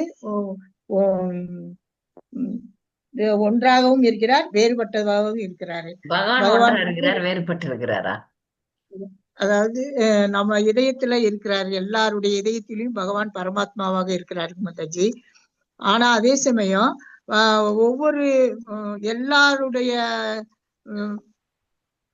கருத்துக்களும் அவருக்கு தெரியும். தத்துவம் அச்சிந்திய பேதா பேத தத்துவம்ன்றது ஜீவாத்மா. ஹரே கிருஷ்ண மாதாஜி. குணங்களால் ஒன்றுபட்டும் அளவல் வேறுபட்டும் இருப்பது அசிந்திய பேத பேதம். அது ரைட். அதான் யாரு எது எது குணங்களால் வேறுபட்டது? பகவான் நம்மளோட சேர்ந்தும் இருக்கிறார், தனித்தும் இருக்கிறார் மாதாஜி. பகவான் ஆன்மீக உலகத்துல இருந்து இங்க வந்து இறங்கி நம்மளோட சேர்ந்து இருக்கிறார். அங்க கோலோக பிருந்தாவனத்துல தனித்தும் இருக்கிறார். மாதாஜி என்ன மாதாஜி பேசுறீங்க? ருப்புவரா மாலினி மாதாஜி, இன்னைக்கு காலையில அச்சிந்திய பேதா பேத தத்துவம் கேக்குறேன். இங்கேயும் இருக்கிறாரு, காலையில உபன்யாசத்துல சொன்னேன் இல்லைங்க மாதிரி பகவான் வந்து சக்தி கொடுக்கிறாரு மாதாஜி. மாதாஜி இது கரெக்டா மாதாஜி? அதாவது மாதாஜி பரமபுருஷருக்கும் அவருடைய சக்திக்கும் ஒற்றுமையும் வேற்றுமையும் இருக்கு, அதான மாதாஜி அசிந்த பெருத்துவம்? ஒரே சமயத்தில் ஒன்றாகவும் வேறாகவும் இருப்பது மாதாஜி. அளவில் வந்து பகவான் விபு, எது கூட யாரு கூட அது நல்லா புரிஞ்சுக்கணுங்க. அந்த ஜீவாத்மான்னு சொல்றது சகல ஜீவராசிகளை குறிக்கும். உலகத்துல இருக்கிற சகல உயிருள்ள ஜீவராசிகள் அனைத்தையும் குறிக்கும். அப்ப மாயவாதிகள் என்ன சொல்றாங்க? உயிருள்ள எல்லா ஜீவராசிகளும் கடவுளும் ஒண்ணுன்னு சொல்றாங்க. நீயே கடவுள், கடவுளே கடவுள், நீயே கடவுள் அப்படின்னு சொல்றானுங்க அருவவாதிகள். ஆனா அச்சிந்திய பேதா பேத தத்துவம் என்ன சொல்லுதுன்னா, குணத்துல ஒண்ணுதான். கடல் நீர் எடுத்துக்குங்க, கடல் நீர் ஒரு துளி வெளியே எடுத்துட்டீங்கன்னா அந்த ஒரு துளியும் உப்பு கரிக்கும், கடலும் உப்பு கரிக்கும். அப்ப குணம் ஒன்று, ஜீவன்களுக்கும் பரமாத்மாவுக்கும் குணம் ஒன்று, அதான் ஒற்றுமை. வேற்றுமை என்ன? அளவு வேற. குணம் ஒன்று, அளவு வேற. தங்க சுரங்கத்தையும் சொல்லுவாங்க. அதனால வந்து பாருங்க, ஒரு பொறி என்பது நல்லா புரிஞ்சுக்குங்க, ஒரு பொறி என்பது காணாமல் போலாம், ஆனா கடல் என்பது காணாமல் போக முடியாது. ஏன்னா கடவுள் என்பவர் வந்து மிக பெரியவர், ஜீவன் என்பது மிகச் சிறியது. அதனால மாயைக்கு உட்படுதல் ஜீவனுக்கு உண்டு, பகவானுக்கு கிடையாது. அதனால ஒரே நேரத்தில் ஒன்றாகவும் வேறுபட்டும் இருக்கிறது. அதுதான் வந்து அச்சிந்திய பேதா பேத தத்துவம். இந்த தத்துவத்தை தான் நம்ம வந்து சைத்தன்ய மகாபிரபு சொன்னார். மற்ற மாயாவாதிகள் மற்ற தத்துவங்கள்லாம் இருக்கு, குழப்பி இருக்கு, நிறைய தத்துவங்கள் இருக்கு. அது வந்து அத்வைத்தம், துவைத்தம், விசிஷ்டாத்வைத்தம் அதெல்லாம் இருக்கு. ஆனா நம்மளது வந்து சைத்தன்ய மகாபிரபு கொடுத்தது அச்சிந்திய பேதா பேத தத்துவம். ஜீவனும் பரமாத்மாவும் ஒரே சமயத்துல ஒன்றாகவும் வேறுபட்டும் இருக்கிறார்கள். புரியுதா? இது எல்லாரும் இது வந்து நல்லா புரிஞ்சுக்கணும். இதுல இந்த தத்துவத்தை நீங்க நல்லா புரிஞ்சுக்கினால்தான் இஸ்கான்ல உங்களுக்கு வந்து தீட்சை கிடைக்கும். 64வது கேள்வி, பரமபுருஷர் எதற்காக தமது சொந்த சிருஷ்டியில் பரமாத்மாவாக விரியடைகிறார்? நான் சொல்றேன் இருங்களா, அவங்க சொல்லட்டுமே, ஆரம்பிச்சிட்டாங்கல்ல விஜயகுமாரி. ஜீவராசிகளின் அன்றாட வாழ்க்கைக்கு தேவையான அறிவையும் ஊக்கத்தையும் அளிக்கும் பொருட்டு பரமபுருஷர் தமது சொந்த சிருஷ்டியில் பரமாத்மாவாக விரிவடைகிறார். அதான் ஏன் அது ஏன்னு ஒரு கேள்வி கேட்டா என்ன பதில் சொல்லுவீங்க? புரிஞ்சு சொல்லுவீங்கல்ல. கொஞ்சம் புரிஞ்சு சொல்லுங்களேன் இந்த விஷயத்த. புக்ல இருக்கிறத அப்படியே சொல்லிட்டீங்க, கரெக்ட் தான், பதில் கரெக்ட். பரமாத்மாவாக ஏன் விரிவடையணும் கிருஷ்ணர்? கடவுள் ஏன் வரணும்? யாராவது இதுக்கு பதில் சொல்ல முடியுமா? Open question. ஹரே கிருஷ்ணா மாதாஜி. ம் எல்லா ஜீவாத்மாக்களுடைய ஆசைகளையும் நிறைவேற்றுவதற்காக பரமாத்மா வரார். பரமாத்மா இல்லாம நம்ம தனித்து செயல்பட முடியாது அதுதான், அந்த மாதாஜி. பதில் தான் எதிர்பார்த்தேன். பரமாத்மா இல்லாம ஜீவாத்மா நிக்க முடியாது, அதனால கூட வந்துதான் ஆகணும் அவரு. நம்ம வந்து கிருஷ்ணர்கிட்ட கோலோக விருந்தாவனத்துல சொன்னவங்க கூட நாங்க விரும்பல, தண்ணி கொடுத்தனும் வேணும் அப்படின்னு கேட்டோம். அம்மா அப்பா கருணை வச்சு இதுங்களுக்கு தேவையானதெல்லாம் செஞ்சாதான் அப்படின்ட்டு. இப்ப பசங்கள்லாம் அது பௌதிக உதாரணம். ஆனா இங்க ஆன்மீகத்துல இதை எப்படி புரிஞ்சுக்கணும்னா, கடவுள் இல்லாம கிருஷ்ணர் இல்லாம ஜீவனால தனித்து இயங்கவே முடியாது. ஆனா ஆசைப்படுது இல்ல, சரி போய் பாரு, நான் வரேன் கூட, ஆனா ஒண்ணும் பண்ண மாட்டேன், உனக்கு தேவையானதெல்லாம் கொடுப்பேன், நான் இல்லாம நீ சந்தோஷமா இருக்கிறியான்னு பாக்கலாம் போ. அதான் பண்றாரு. அதனால அவர் கூட வருவார். அங்க வந்து பாத்தீங்கன்னா கோலோக விருந்தாவனத்துல எப்பொழுதும் அவருடைய நித்திய ரூபத்துல நல்ல நித்திய சகாவா சந்தோஷமா இருக்கணும். இங்க வந்து அவர் இருக்கிறதே நமக்கு தெரியலையே, இல்லைன்னா பயம் எப்படி வரும்? இதயத்துல பரமாத்மாவா இருக்கிறார்ல, மறைந்து இருக்கிறார். நான் இருக்கிறேன்றது தெரியாது, நம்மால உணர முடியலையே. உணரணும்னா பெரிய பெரிய தவம் பண்ணணும், அப்பதான் உள்ள இருக்கிற பரமாத்மாவை உணர முடியும். அவர் இருக்கிறார், கூடவே இருக்கிறாரு. எல்லா வசதியும் நல்லது கெட்டது எல்லாமே அவர் சாங்ஷன்ல நடக்குது. எனக்கு நல்லது வேணும்னா நல்லது, உத வேணும்னா உத கொடுப்பார், என்ன வேணுமோ அதெல்லாம் கொடுக்கறதுக்கு கூடவே வர்றாரு. அப்புறம் டைம் முடிஞ்ச பிறகு அவர் வெளியே போயிடுவார். உடல்ல விட்டு முதல்ல வெளியே போறது பரமாத்மா. பரமாத்மா இல்லைன்னா ஜீவாத்மா அழிவு தானே, அதனால ஜீவாத்மா உடலை விட்டாக வேண்டும். புரியுதா எல்லாருக்கும்? அடுத்த கேள்வி, பொருள் கூறுக. அனலவத் ஸ்வ கிருதானுகிருதி. நான் சொல்லிட்டேன்.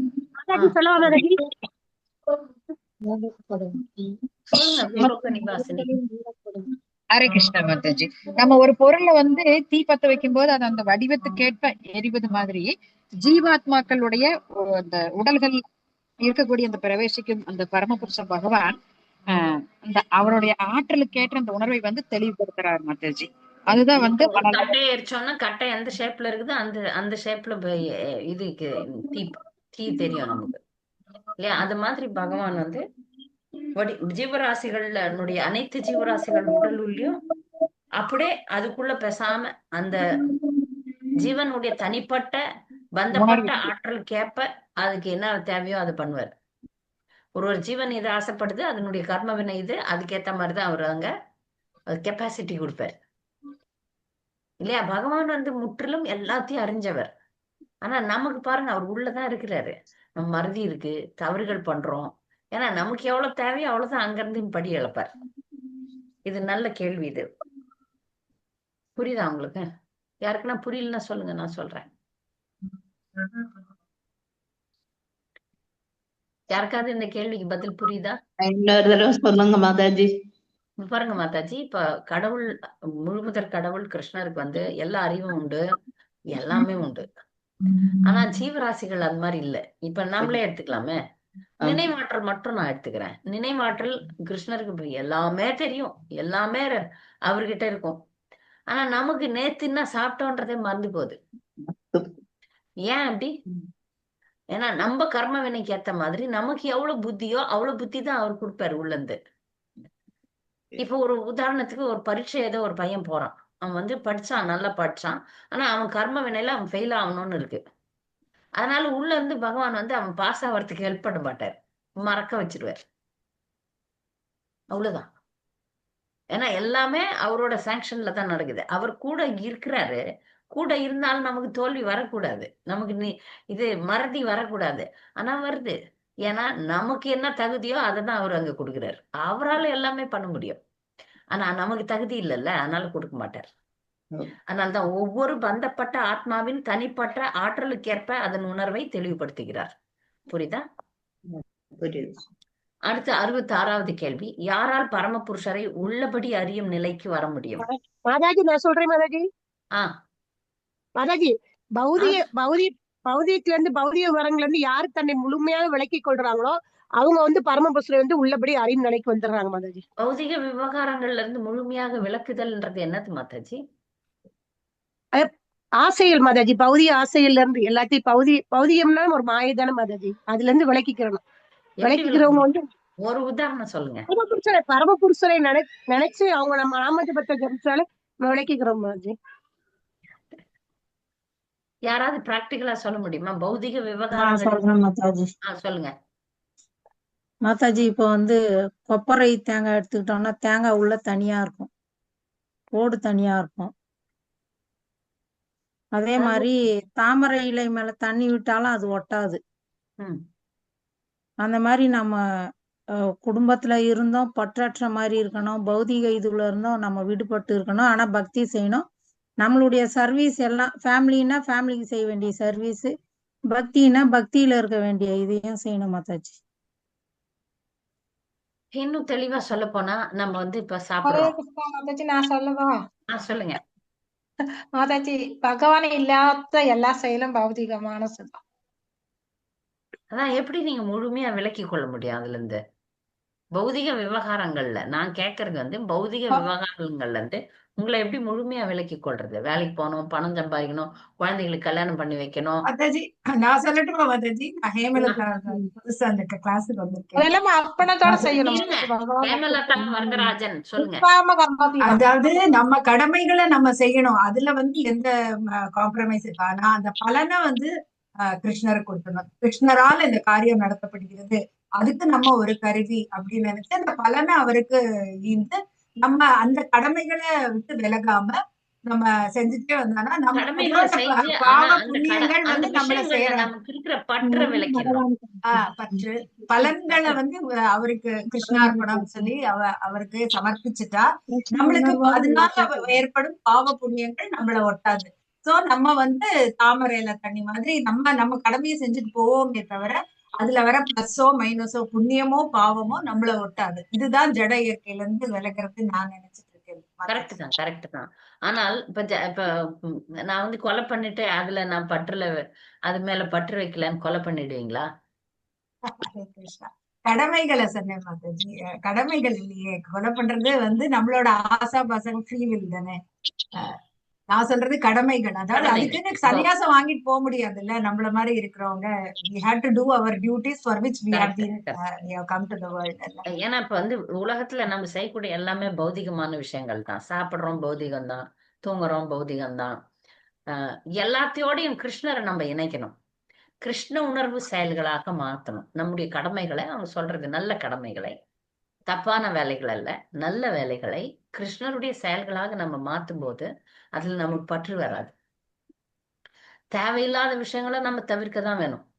இப்ப உதாரணமான பௌதிகவாதிகள்லாம் 4 தவறுகளை செய்யறாங்க. அந்த தவறுகளை நம்ம செய்ய முடியாது, செய்யக்கூடாது.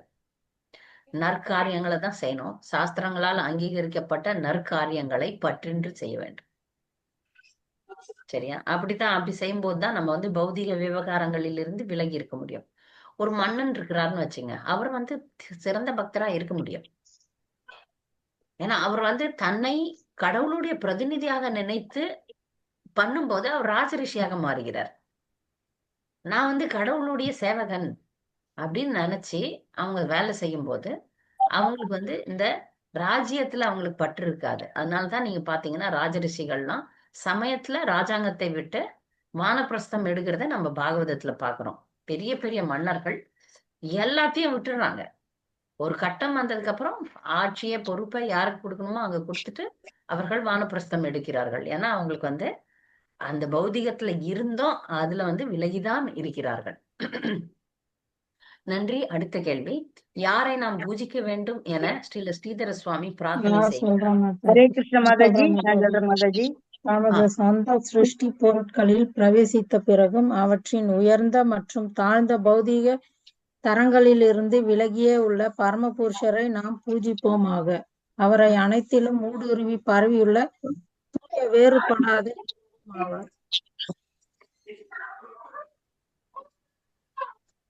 வெரி குட், நன்றி. அடுத்த கேள்வி, அம்சகிருத்தம் என்ற சொல்லை எப்படி சரியாக புரிந்து கொள்வது? அம்சகிருத்தம் ஹரே கிருஷ்ண மாதாஜி. சொல்லுங்க. அம்சகிருதம் அதாவது அவரது அம்சமாக செய்யப்பட்ட என்ற சொற்களை சூழலில் சரியாக புரிந்து கொள்ள வேண்டும். ஜீவன் எந்த ஒரு சமயத்திலும் படைக்கப்பட்டவன் அல்ல. அதே சமயத்தில் அவன் சர்வசக்தி படைத்த விஷ்ணு ஜீவன் வந்து அடுத்த கொஸ்டினுக்கு மாதாஜி ஆன்சர். இல்ல கரெக்டா தான் சொன்னாங்க, சொல்றாங்க. கரெக்டா? ஓகே மாதாஜி. ஜீவன் எந்த ஒரு சமயத்திலும் படைக்கப்பட்டவன் அல்ல. அதே சமயத்தில் அவன் சர்வசக்தி படைத்த விஷ்ணு தத்துவ அம்சங்களுக்கு ஒப்பானவன் அல்ல. சரியா சொல்லிருக்கீங்க. அம்சகிருத்தமுக்கு இது பதிலு. ஜீவன் வரையறுக்கவும் அப்படின்னும் போது நீங்க அந்த பாயிண்ட் சொல்லலாம். வரையறுக்கிறதுக்கு ஒரு ஸ்லோகம் இருக்கு, அதையும் ஹரே கிருஷ்ணா. நான் சொல்றேன் மாதாஜி. ஹரே கிருஷ்ணா. ஜீவன் அடுத்த கொஸ்டின். ஹரே கிருஷ்ணா. சொல்லுங்க. சாந்தமணி மாதாஜி. ஹரே கிருஷ்ண மாதாஜி. பரமாத்மா அனைத்து வழிபாட்டுக்கும் உரியவராவர். அவருக்கு கீழ்ப்பட்ட ஜீவாத்மாவோ அவரை வழிபட வேண்டியவனாவான். பரமபுருஷர் எண்ணற்ற அம்சங்களில் தம்மை வெளிப்படுத்தி லீலைகள் புரிகின்றார். ஆனால் ஜீவாத்மாவோ அவனால் சேகரிக்கப்பட்ட கர்ம பலன்களால் உத்தரவிடப்படும் பொழுதெல்லாம் உடல்களை மாற்றும்படி கட்டாயப்படுத்தப்படுகிறான். ஹரே ஜீவனுக்கு அடுத்த ஸ்லோகம் அடுத்த ஸ்லோகம் என்ன அப்படின்றதுக்கு நாரதர் சொல்றார். யத்தடஸ்தம் து சித்ரூபம் சோசம்பேத்யாத் வினிர்கதம் ரஞ்சிதம் குணநாகேன ச ஜீவ இதி கத்தியதே. ஆன்மீகமானதும் சுய அறிவுள்ள சம்பித் சக்தியிலிருந்தும் தோன்றுவதும் ஜட இயற்கை குணங்களின் மூலம் பற்றினால் கலங்கப்படுவதுமான நடுத்தர சக்தி ஜீவன் என்று அழைக்கப்படுகிறது. ஜீவாத்மா ஜீவாத்மானா என்ன? இயற்கையாகவே ஆன்மீகமானது, சுய அறிவுள்ள சம்வித் சக்தியிலிருந்து தோன்றது. பகவானுக்கு வந்து 3 சக்திகள் இருக்கு. அந்த சக்திகள்ல ஒரு சக்தி அது சம்வித் சக்தின்றது அறிவு. அறிவு இன்பம் அப்படின்ட்டு 3 விதமான சக்திகள் இருக்கு. அதுல சம்வித்ன்றது அறிவு, அதுல இருந்து தோன்றுது. ஜட இயற்கை குணங்களிடம் உள்ள பற்றினால் கலங்கப்படுவது. அதனால இது நடுத்தர சக்தியில வருது. ஜீவராசி வந்து உள்ளவும் இல்ல, அந்தரங்க சக்தியும் கிடையாது, பகிரங்க சக்தி வெளி சக்தியும் கிடையாது, நடுப்புற சக்தி. அதனால இந்த பக்கமும் போலாம் அந்த பக்கமும் போலாம். அதனால இது நடுத்தர சக்தி அப்படின்னு சொல்லுவாங்க, தட்டஸ்த சக்தி அப்படின்னு சொல்லுவாங்க. அடுத்து 70வது கேள்வி. இவ்வுலகில் பந்தப்பட்ட ஆத்மா எப்படி கட்டுண்டு இருக்கிறான்? பந்தப்பட்ட ஆத்மா எப்படி கட்டுண்டு இருக்கிறான்? உலகில் உள்ள பந்தப்பட்ட ஆளக்கான சுதா மாதாஜி நீங்க நிறைய பதில் சொல்லிட்டீங்க. பதில் யாராவது சொல்லாதவங்க? நவமணி சொல்லுங்க. உலகில் உள்ள பந்தப்பட்ட ஆத்மா உள்ளும் புறமும் ஜடத்தினால் மறைக்கப்பட்டவன் போல் காணப்படுகிறான். புறநிலையில் ஸ்தூல ஜட பொருளானது அவனது உடல் மற்றும் சுற்றுப்புறம் ஆகியவற்றின் வடிவங்களில் அவனை சூழ்ந்து கொண்டுள்ளது. அதே சமயம் அகநிலையில் விருப்பு வெறுப்புகள் அவனது உணர்வை ஆக்கிரமிக்கின்றன. சரியா சொன்னீங்க. எப்படி வந்து பந்தப்பட்ட ஆத்மா உள்ள ஒரு மாதிரியும் வெளியே ஒரு மாதிரியும் இருக்கிறான்றத இங்க பாக்குறோம். 71வது கேள்விக்கு யாரெல்லாம் பதில் எழுதுனீங்களா? நான் கடைசியில தான் அமிச்சாங்க. இல்ல மாதாஜி. ஹரே கிருஷ்ண மாதாஜி. சொல்றேங்க மாதாஜி. கேள்வி கேளுங்க மாதாஜி. நீங்க ஜட உலகில் வாழ்ந்து கொண்டிருக்கும் போதே ஒருவன் முக்தி பழத்தை எப்படி அடைவது? ஹரே கிருஷ்ணா. ஆத்மா பரமபுருஷனின் திவ்யமான ஓர் ஆன்மீக பொறியும் அவர தொண்டனுமாகும். இதை புரிந்து கொண்டு ஒருவன் பரமபுருஷனின் தாமரை பாதங்களை வழிபட வேண்டும். இத்தகைய வழிபாடே வேதமெனும் மரத்தில் பூரணமாக மலர்ந்த மலராகும். பகவானுடைய தாமரை பாதங்களின் சிறப்பை உணர்ந்துள்ள ஒருவன் வேத யஜ்ஞங்கள் எனும் அர்ப்பணங்களால் படிப்படியாக ஊட்டம் அளிக்கப்பட்டு பௌதிக இருப்பிலிருந்து விடுவிட்டு முக்தி எனும் பலத்தை தானாகவே அடைகிறான். சரிங்களா? மேலும் பகவத் கருணையில் அசையாத நம்பிக்கையும் அடைகின்றான். மேற்கோள் வந்து மேலும் பகவத் கருணையால் அசையாத நம்பிக்கையும் அடைகின்றான். மேற்கோள் வந்து மதுரா மண்டலே யஸ்து. சரி சரி. மதுரா மண்டலே யஸ்து ஜம்புவித்வேவே சிதோதவாவா யோ ரச்சியேத் பிரமாத் பிரதிசாமே பிரியதரோ புவி. மதுராவிலோ அல்லது ஜம்புவி தீவத்தின் ஏதேனும் ஒரு பகுதியிலோ வாழ்ந்து கொண்டு எனது விக்கிரக ரூபத்தில் என்னை வழிபடுவன் இவ்வுலகிலேயே எனக்கு மிக பிரியமானவன் ஆகிறான். இந்த பாடத்துல யாருக்காவது ஏதாவது சந்தேகம் இருக்கா? ஹரே கிருஷ்ண மாதாஜி. கேளுங்க. மாதாஜி அசிந்திய மேதா வேதா பேத பேதம் தத்துவம். அத பத்தி இன்னொரு வாட்டி எனக்கு எக்ஸ்பிளைன் பண்ண முடியுமா மாதாஜி? இத பாருங்க, எனக்கும் அது மட்டும் ஒவ்வொரு எல்லாரும் அஜிந்திய பேதா பேதம் தெரிலன்னா நம்ம வந்து இஸ்கான்ல தீட்சையே கிடையாது நமக்கு. அதான் நம்ம அந்த தத்துவத்தினுடைய அந்த தத்துவம் தான் நமக்கு முக்கியம். இப்போ வந்து ஜீவாத்மா எல்லாருக்கும் தெரியுமா? ஜீவாத்மானா என்னன்னு தெரியுதா? ஜீவாத்மா பரமாத்மா கடவுள். ஜீவன்னா பல்வேறு ஜீவராசிகள். மனிதன் மட்டும் இல்ல, பல்வேறு உயிருள்ள எல்லாரையுமே வச்சுக்கலாம். கடவுள். சரியா? மற்ற தத்துவங்கள்லாம் என்ன சொல்லுதுன்னா ஜீவாத்மாவும் பரமாத்மாவும் ஒன்று அப்படின்னு சொல்றாங்க மாயாவாதிகள்லாம். ஜீவனும் கடவுள் தான், கடவுளும் கடவுள் தான், எல்லாரும் கடவுள் தான் அப்படின்னு சொல்றாங்க. அது ஒரு தத்துவம் இருக்கு. இன்னொரு தத்துவம் என்ன சொல்லுது? ரெண்டுமே தனித்தனி தான், ஒன்னே கிடையாது அப்படின்னு ஒரு தத்துவம் சொல்லுது. சரியா? ஜீவாத்மா வேறு, பரமாத்மா வேறு. ஒரு தத்துவம் சொல்லுது ரெண்டும் ஒண்ணுதான் அப்படின்னு சொல்லுது. ஒரு தத்துவம் சொல்லுது ரெண்டும் வேற வேற. ஆனா சைத்தன்ய மகாபிரபு சொல்றார், ஒரு நேரத்தில் ஒரே நேரத்தில் ஒன்றாகவும் வேறுபட்டும் இருக்கிறது. ஜீவராசிகள் ஒரு நாளும் கடவுளா ஆக முடியாது. ஆனால் கடவுளுடைய தன்மைகள் ஜீவராசிக்கு உண்டு. இது வந்து ஒற்றுமை இருக்கு, வேற்றுமையும் இருக்கு. ஒற்றுமை வந்து அழிக்க முடியாது, உலர்த்த முடியாது, நசுக்க முடியாது, சாக முடியாது, நிரந்தரமாக இருப்பது, இதெல்லாம் ஜீவனுக்கும் உண்டு, பரமாத்மாக்கும் கடவுளுக்கும் உண்டு. ஆனால் கடவுள் மாயையில விழமாட்டார், ஜீவன் மாயையில விழும். கடவுள் அளவில் பெரியவர், ஜீவன் அளவில் சிறியவன். அதனால ஒரே நேரத்தில் ஒன்றுபட்டும் வேறுபட்டும் இருக்கிறான். புரியுதா? இதான் அச்சிந்திய பேத தத்துவம். மாதாஜி ஒரு எக்ஸாம்பிளோட கொஞ்சம் விளக்க முடியும்? எக்ஸாம்பிள் சொன்னேனே நான் தான். கடல் இருக்கு, கடல் வந்து கடல் போன்றவர் கடவுள். கடல்ல இருக்கிற ஒரு துளி நீர் போல ஜீவராசி. கடல் தண்ணி பாருங்க, கடல் தண்ணி எடுத்து குடிச்சீங்கன்னா அது உப்பு கரிக்கும். ஒரே ஒரு துளி தண்ணி எடுத்து வெளியே வச்சு வாயில வச்சு பாத்தீங்கன்னா அதுவும் உப்பு கரிக்கும். சூரியன் பாருங்க, மிகப்பெரிய கோள் இல்லையா? எரிக்கும் ஒரு நெருப்பு. சூரியன் வந்து ஒரு நெருப்பு. அதுல இருந்து வெளியே வர சூரிய கதிர்கள் பாத்தீங்கன்னா ஒரு துள்ளி துள்ளி துள்ளியா, அதுவும் வெளிச்சம் தான் வரும். ஆனா சூரியன் வேற, சூரியன்ல இருந்து வெளியே வர ஒரு சின்ன துகள் வேற இல்லையா? அளவுல வேறு, ஆனா தன்மையில அதுவும் சூடு, இதுவும் சூடு. அந்த நெருப்பு பொறிக்கும் நம்ம சொல்லலாம். நெருப்பு, பெரிய நெருப்பு பிழம்பு இருக்கிறது, அதுல இருந்து ஒரு நெருப்பு பொறி வெளியே போகுது. அந்த ஒரு நெருப்பு பொறி வந்து சின்னது, ஆனா அதுவும் சூடுதான், இதுவும் சூடுதான். இதெல்லாம் பௌதிக உதாரணம். ஆன்மீகமாவே புரிஞ்சுக்கணும்னா கடவுள் பெரியவர், ஜீவன் சின்னவன். ஆனா ரெண்டு பேருக்குமே வந்து எப்பொழுதும் நிரந்தரமாக இருப்பவர்கள். பிறப்பு கிடையாது, ஜீவராசிக்கும் பிறப்பு கிடையாது. ஜீவன் வந்து பிறப்புன்றது வந்து இந்த சரீரத்தை எடுக்கிறது தான் பிறப்புன்னு நாம நினைச்சுக்கிறோம். ஜீவராசி எப்போதும் காலங்காலமா இருக்கிறது தான், நித்தியமாக இருக்க. பகவானே பகவத்கீதையில சொல்றாரு, நீ இன்னைக்கு இருந்த நேத்து இல்லன்றது இல்ல, நீ எப்போதும் இருக்கிற, நானும் எப்போதும் இருக்கிறேன் அப்படின்னு சொல்றாரு. ஒற்றுமைகள் உண்டு, வேற்றுமைகளும் உண்டு. ஒற்றுமையை வச்சு ஜீவராசிய கடவுள்னு சொல்ல முடியாது. ஜீவராசி எப்பொழுதும் கீழ்ப்பட்டவன் தான். புரியுதா? புரியுது மாதாஜி. ஹரே கிருஷ்ணன். தேங்க்யூ. கடவுள் எப்பொழுதும் மேலானவர், ஜீவராசி எப்பொழுதும் கீழானவன். இப்ப உலகத்துல பதவிகள் இருக்கு. இப்போ ஒரு சாதாரண மனுஷன் படிச்சு பெரிய ஆள் ஆகலாம் இல்லையா? ஒரு ஆபீசர் ஆகலாம், ஒரு பியூன்ன்றவன் ஒரு ஆபீசர் ஆகலாம். ஆனால் இந்த கடவுள்ன்ற பதவி யாராலையும் அடைய முடியாது. பதவிகள் இந்த உலகத்துல இருக்கு. பிரம்மா வரைக்கும் நீங்க போலாம், படைக்கும் கடவுளாக வரைக்கும் நீங்க மாறலாம், பண்ண முடியும். அதுக்கெல்லாம் வழிகள்லாம் இருக்கு வேதங்கள்ல.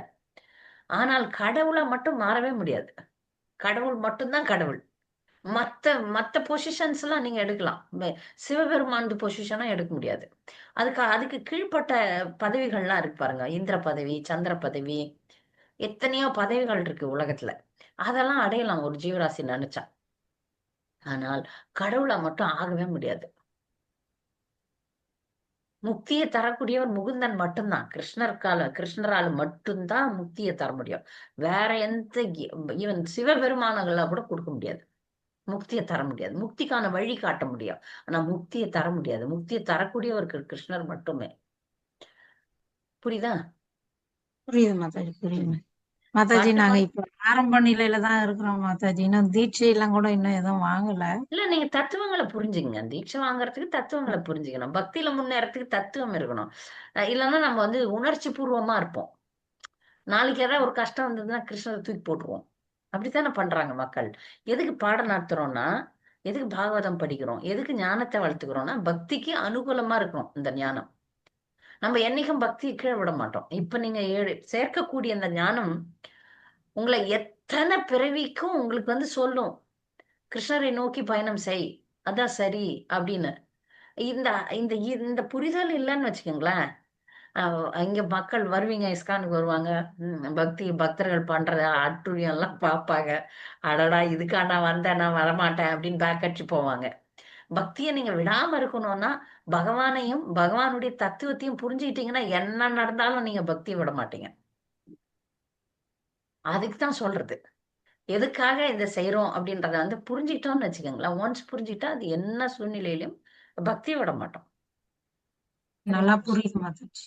அதுக்குதான் வந்து ஹரே கிருஷ்ணா தத்துவங்களை மாதாஜி. சொல்றோம். நான் வந்து ஹேமலதா, ஒரே ஒரு நிமிஷம் மாதாஜி. நான் ஹேமலதா வரதராஜன். இங்க எங்களோட நாங்க வந்து தமிழ் கீதா அப்படின்னு ஒரு இது இருக்கு இஸ்கானோட இங்க சென்னையில. அதுல நாங்க எல்லாம் மெம்பர். எங்களுக்கு இந்த பாகவதம் படிக்கணும்னு எங்க சக அவங்க விஜயகுமாரி மாதாஜி தான் இந்த லிங்க் அனுப்பிச்சாங்க. சார் வந்தோம். எங்களுக்கு இதான் this is first class for me. இன்னொரு இப்ப வந்து எப்படி நாங்க இதுல மன்னிக்கணும், நான் ஒரு விஷயத்த சொல்றேன், நீங்க கேட்டுங்க. 8 வருஷமா அந்த பாடம் நடத்தின்னு வரேன் நான். அதனால நான் வந்து பகவத்கீதை எல்லாருக்கும் பாடம் நடத்தி முடிச்சாச்சு. பாகவதம் 10வது காண்டம். அதுவும் இப்ப இந்த தத்துவம் வந்து நான் சொன்னேன் உங்களுக்கு. உங்களுக்கு எவ்வளவு தூரம் புரிய போகுதுன்னு எனக்கு தெரியல. ஏன்னா நிறைய விஷயங்கள் வந்து இப்ப 24 மூலக்கூறுகள் அப்படின்னு சொல்லிட்டு போயிடுறேன். ஆனா 24 மூலக்கூறுகள்லாம் முன்னாடி பாடம் நடத்தியாச்சு. அதனால உங்களுக்கு எவ்வளவு தூரம் புரியும்ன்றது எனக்கு தெரியல. முன்னாடி நிறைய வகுப்புகள்லாம் அப்படி நீங்க யூடியூப் போயிடுச்சு. சேனல்ல நாங்க போய் இப்பதான் படிச்சுக்கோங்க. ஜாயின் பண்ணோம். இல்ல நாங்க இப்ப இந்த 10, 11, 12 கூட சேர்த்துக்கிறோம். அப்புறம் திருப்பி நீங்க 1ல இருந்து ஆரம்பிக்கும் போதும் திருப்பி வந்து பாக்கலாம். சரி, பாருங்க, எவ்வளவு முயற்சி பண்ணி பாருங்க, எவ்வளவு நான் பாக்குறேன். புரியுதுன்னு பாருங்க. இல்ல நாங்களும் கூட கூட படிச்சுக்கிறோம். பட் உங்களோடது ரொம்ப நல்லா இருக்குன்னு அவங்க சொன்னாங்க. சரி, அது சரி சரி, எவ்வளவு எனக்கு எங்க ஆட்சேபம் இல்லை. ஆனா ஏன்னா அப்படி இவங்க இந்த மக்களை வந்து ஒரு நிலைக்கு கொண்டாந்தா, அதனால உங்களுக்கு அடிப்படை விஷயங்கள் பேக் போக முடியாது. நீங்க வந்து என்னுடைய சேனல்ல வந்து பகவத்கீதை எல்லாம் நடத்தியிருக்கேன் பாடம். ஹரே கிருஷ்ணா. அது படிங்க. அப்புறமா பாகவதமும் இருக்கு, 6வது காண்டத்துல இருந்து பாகவதம் இருக்கு சேனல்ல. நீங்க அதை பார்த்து படிச்சுக்கங்க. இது இந்த அதாவது குரூப்ல ஜாயின் பண்றதுக்கு என்ன மாதிரி பண்ணணும்? நான் உங்க நம்பரை விஜயகுமாரி கிட்ட அனுப்புங்க, அவங்க எனக்கு அனுப்புவாங்க. விஜயகுமாரி மாதாஜி அவங்க நம்பரை எனக்கு அனுப்புங்க. நான் நீங்க வந்து ஒரு மாதிரி இப்ப நீங்க கேள்வி எல்லாம் கேட்டீங்களே, இதுக்கு முன்னாடி நீங்க ஏதாவது ஒரு இது அனுப்பிச்சிருக்கீங்களா ஆமா படிக்கிறதுக்கு? ஆமா, வாட்ஸ்அப் குரூப் இருக்குங்க. அந்த அதெல்லாம் தான் குரூப்ல எங்களுக்கு இருந்தா நாங்க அதை அப்படி படிச்சுக்கோம், பாத்துக்கிறோம். இல்ல இப்ப நீங்க உங்களை குரூப்ல போட்டுருவேன். இந்த கேள்வி இன்னைக்கு பாடம் நடத்த போறேன். அந்த பாடத்துக்கு கேள்வி அனுப்பிச்சிருவேன். ஹரே கிருஷ்ணா. ஒரு வாரம் நீங்க படிச்சுட்டு வரணும். பார்த்தே பதில் சொல்லலாம். புரிஞ்சா போதும். நான் சொல்றேன், யாரும் மனப்பாடம் பண்ணணும்னு நான் எதிர்பார்க்கல. நீங்க அந்த பாடத்தை புரிஞ்சுக்கிட்டீங்கன்னா போதும். சரியா? ரொம்ப சந்தோஷம். நன்றி. நான் இப்ப இந்த வாரம் பாடம் வந்து இந்த அத்தியாயம் குறிப்பிட்டு மாதாஜி ஹரே கிருஷ்ணா பிரணாம். மன்னிக்கணும் குறுக்க பேசுறதுக்கு. 6 காண்டத்துல இருந்து இருக்கு. முதல்ல இருந்து 5 வரைக்கும் பாக்கணும்னா என்ன மாதாஜி செய்யறது? இல்ல மாதாஜி, அது நீங்க அப்பெல்லாம் எனக்கு வச்சிருக்கீங்களா? யூடியூப்ல போடணும்னே தெரியாது. நான் 2017ல ஆரம்பிச்சேன். இந்த வகுப்பு 2017ல ஆரம்பிச்சேன். அப்பெல்லாம் எங்களுக்கு வந்து ஸ்கைப்ல தான் ஆரம்பிச்சேன், ஜூம் கிடையாது. அப்ப ஆரம்பிச்சப்ப வந்து அந்தந்த வாரம் வந்து அந்த பாடத்தை ரெக்கார்ட் பண்ணி ஆடியோவா அனுப்பிச்சுன்னு இருந்தோம். அந்த ஆடியோவும் மிஸ் ஆயிடுச்சு. சில பேர் வச்சிருந்தாங்க, சில சுவிஸ் பக்தர்கள் வச்சிருந்தாங்க. அதெல்லாம் கேட்டு தேடி தேடி பார்த்தேன், கிடைக்கல. அப்ப எனக்கு இந்த மாதிரி வழி இருக்கும், யூடியூப்ல போடலாம். அப்பவே இருந்துச்சு யூடியூப், ஆனா எனக்கு தெரியல. அப்புறம் அது தெரிஞ்சு முதல்ல வந்து நான் பெண்ணுன்றதுனால நான் இணையதளத்துல நிறைய போகக்கூடாதுன்னு நினைச்சேன். அதனாலயும் நான் வந்து யூடியூப்ல வந்து பிரைவேட் மோட்ல போட்டிருந்தேன். அப்புறமா இதனால யாரும் இந்த மாதிரி வீடியோ எல்லாம் மற்ற மக்கள்லாம் பார்க்க மாட்டாங்கன்றதுனால இப்ப பப்ளிக் போட ஆரம்பிச்சிருக்கேன். ஏன்னா நிறைய பேருக்கு வந்து ஆன்மீகமா உதவி செய்யறதுக்கு இது நல்லா இருக்குன்ற ஒரு தைரியம் இப்பதான் வந்தது. அது வரைக்கும் வந்து நாங்க வந்து ரெக்கார்ட் பண்ணதை ஆடியோவா தான் போட்டோம். அதனாலதான் 6வது காண்டத்துல இருந்து தான் ஒரு தைரியம் வந்து, சரி எல்லாருக்கும் பலன் கொடுக்கணும், இது நம்ம ரெக்கார்ட் பண்ணலாம், யூடியூப்ல போடலான்ற ஞானம் அப்பதான் வந்தது. அதுக்கப்புறம் ஜூம் கனெக்ஷனுக்கு மாறணும். ஜூம்ல இருந்து அதுக்கு முன்னாடி ஸ்கைப்புன்னு ஒரு கனெக்ஷன்ல இருந்து கிளாஸ் கொடுத்துன்னு இருந்தேன். அப்போ இவ்வளவு மக்கள் வரல. உங்க நேம்லயே இருக்கா மாதாஜி அந்த யூடியூப்ல? நேம் என்ன மாதாஜி? YouTube channel name? நான் உங்களுக்கு லிங்க் அனுப்புறேன். நீங்க முதல்ல என் கூட வாட்ஸ்அப்ல கனெக்ட் ஆயிடுங்க. கீதா கோவிந்ததாசின்னு பேரு. GITA GOVINDA. கீதா கோவிந்ததாசி. சுலபமா கிடைக்கும், தேடினீங்கன்னா கிடைக்கும். பகவத்கீதை சரியா? இருக்குங்களா மாதாஜி? பகவத்கீதை முழு கோர்ஸே இருக்கு. பகவத்கீதை, ஈஷோபனிஷத், முகுந்தமால ஸ்தோத்திரம், நிறைய பாடங்கள் இருக்கு. அடிப்படை விஷயங்களும் இருக்கு. அடிப்படை விஷயங்கள், பக்தி ஏன் செய்யணும், அந்த மாதிரி குரு பிரார்த்தனைகள் எல்லாமே இருக்கு. நீங்க தமிழ்ல நிறையவே லெக்சர்ஸ் கொடுத்துருக்கேன். 500க்கும் மேற்பட்ட யூடியூப் வீடியோஸ் இருக்கு, நீங்க பாத்துக்கலாம். சரியா? இப்ப அடுத்த பாடத்துக்கு போலாம்.